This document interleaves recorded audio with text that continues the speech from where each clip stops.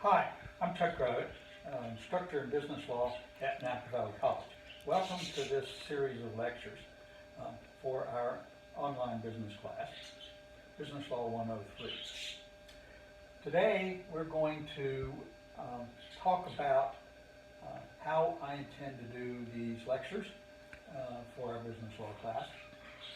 And we're going to talk about an overview of the system, and we're going to talk about a review of some common law contracts. Is Duffy in the picture? Yeah. Hi, this is my dog Duffy, and we are in the studios of WCLG. Anyway, welcome. So what we're going to do in these series of lectures is talk about various items in the various chapters that we still have to do in this class. And what I intend to do is give you a series of bite-sized lectures on very specific topics. These will not take the place of you reading the book and the assignments in the book that I've given you, nor will it take the place of you doing your questions and your current events. You will hand those in. At this point, it looks like we have been able to successfully set up Canvas so you can hand those in through Canvas. So, what I would like to do for the next couple of minutes is briefly review the law of common law contracts. Remember, lawyers' symbol for contracts is a K. So when you see a K in either any of my notes or in any other writings from lawyers, it is the symbol for contracts. In common law contracts, you must remember that a contract is an agreement that is legally enforceable between parties. It can be two or more. It can be lots of people, or it can only be two. So it is a legally enforceable agreement. And the contract itself is a meeting of the minds.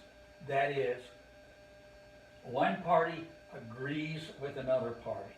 The party that makes an offer is called the offeror.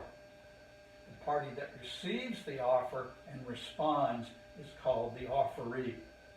And remember, the mirror image rule of contracts is that the offer and the response must be exactly the same. If they're not exactly the same, then it's called a counteroffer. And as I mentioned in last class, a counteroffer kills the offer. So when a counteroffer is made, it kills the offer. The parties can then agree to another offer and acceptance, but you can't go back to the original offer unless both parties then agree. I want you to review the requirements for a contract that you can find on page 235, and I want you to review the requirement for definite terms in a contract on page 240. Remember, to determine what a contract is, and if there was a meeting of the minds, you must analyze what the parties actually said, what the parties actually did, what they wrote, and how they acted during the time of putting together the contract. You cannot ask a party what they intended. That's called the objective theory of contracts. You cannot look inside a person's head and determine whether or not they intended to have a contract. You have to look at what they did, what they said, how they acted. Remember the case that we evaluated last time in class, the Lucy v. Zamer case. The Supreme Court of Virginia decided that the objective theory of contract was the only way to determine whether or not there was a contract. The parties spent hours talking about it. They rewrote the contract several times. The parties actually signed the contract.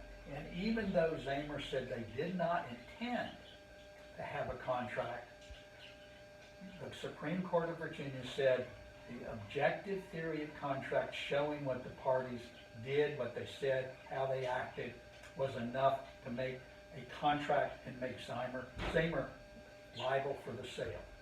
All right, next time we're going to talk about some of the terms that you need to know in a contract, and I'm going to point you to some terms I want you to think about and consider. Thank you.